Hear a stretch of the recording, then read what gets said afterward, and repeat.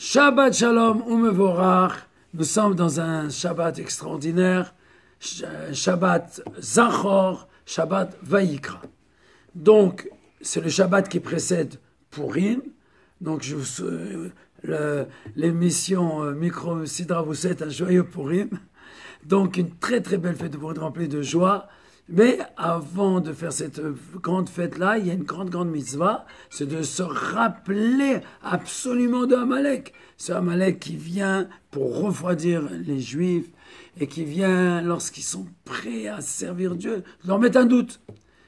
Amalek, c'est Gematria 240, Ayin 70, même 40, Lamet Kouf, ça veut dire 240, Lamet 30, Kouf 100. Et ça fait que c'est aussi la même chose. Celui qui vient te donner un doute est empêché.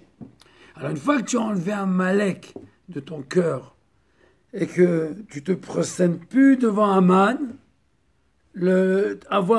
rentrer dans le repas de Haman et être joyeux, croire qu'avec ça on a tout fait, on est loin du compte. Si on rentre dans le repas que Achashverosh il a fait, qu'on honorait, on dit ah c'est ça qui va nous donner toute notre réussite, c'est qu'on a oublié Akadosh Baruch Hu.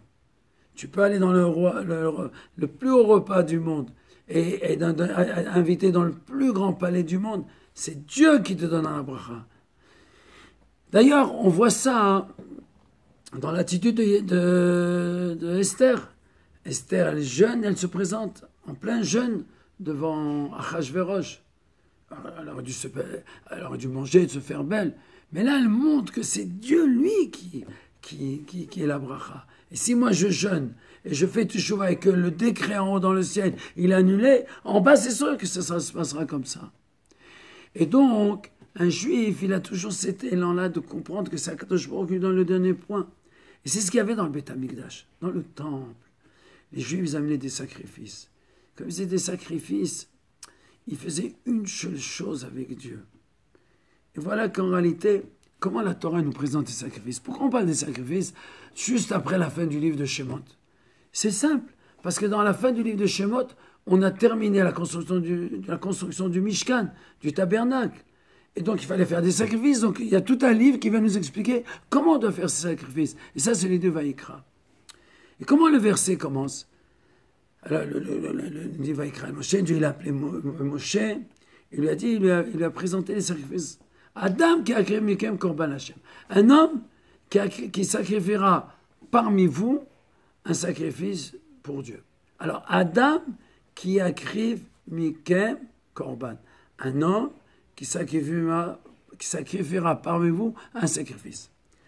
La Noazaken dit que le verset, le Mikem de vous, il aurait dû être mis avant. On aurait dû dire Adam Mikem, un homme parmi vous, qui accrive comme Hashem, qui amènera un sacrifice pour Dieu.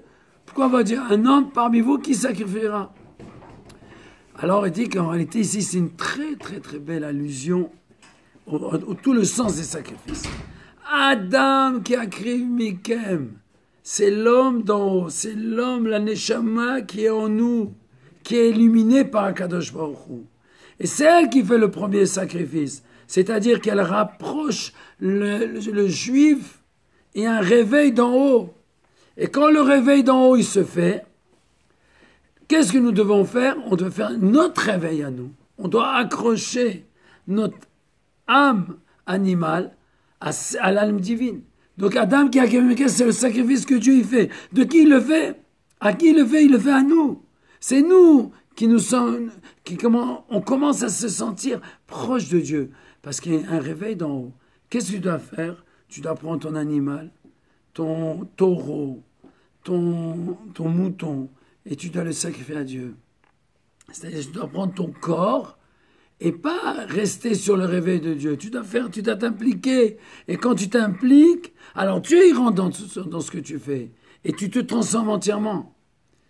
Il y avait une fois le Rabbi Rachab qui raconte qu'il était à la gare et le sifflet du train, du chef de gare a retenti et la locomotive est partie, mais le train il est resté. Alors on s'est aperçu qu'on avait oublié d'accrocher le train, les wagons à la locomotive. Alors c'est pas parti. C'est ça ce que la Torah nous dit dans Vaïkra.